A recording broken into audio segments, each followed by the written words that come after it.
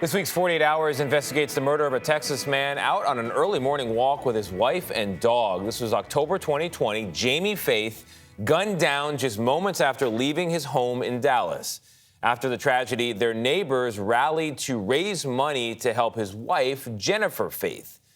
48 Hours correspondent Peter Van Sant shows us how authorities now say there was a money link between Jennifer Faith and her husband's alleged killer. It was the morning of October 9th, 2020, and a security camera captured this haunting photo of Jamie and Jennifer Faith heading out to walk their dog. Moments later, they came under fire, and neighborhood cameras captured the audio. Jennifer Faith was unharmed, but her husband, Jamie, an American Airlines manager, died at the scene, shot 7 times. 3 times to the head, 3 times to the chest, and once to the groin.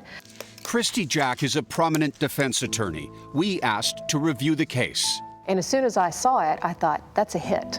Home security cameras captured images of the killer's getaway truck. It had a white T sticker on the back window. Oh my God, if you know what happened, I need that for closure. I need to make some sense out of this. Jennifer Faith publicly asked for help, and neighbors raised $60,000 in a GoFundMe account. But authorities became suspicious when they discovered Jennifer was having an emotional affair with Darren Lopez, her high school sweetheart.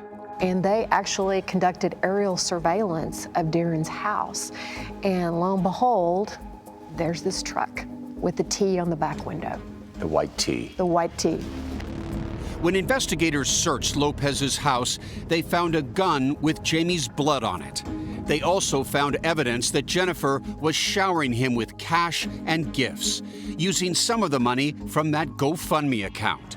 Neighbor Jenna Wilson was heartbroken.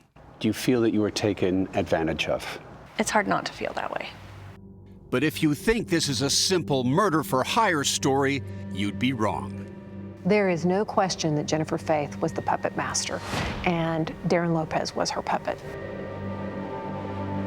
Peter Van Sant joins us now. Wow, Peter. So she's getting money through a GoFundMe and giving it to the alleged killer, who is the puppet, according to that expert there we heard at the end.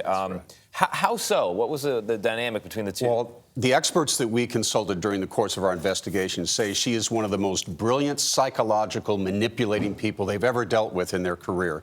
She would create false identities, false email accounts, send out emails to this ex-boyfriend from high school claiming she was being physically and sexually abused, send out graphic photos, turned out of injury. Turned out those photos were from a traffic accident she'd had years earlier and other images from the internet.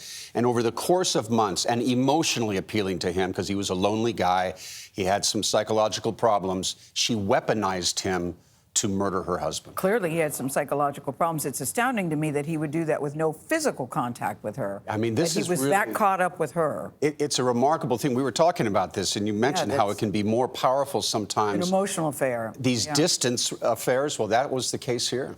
Was there any evidence that she'd been abused by him? By her husband? There is no, zero evidence. Wow. She never went to a hospital, never told a friend, no police reports. And she later admitted that he never touched her. He was a beloved member of this neighborhood. So why did she do that? Why did she? Well, people think it had to do with money because she could inherit as much as $1 million from this guy.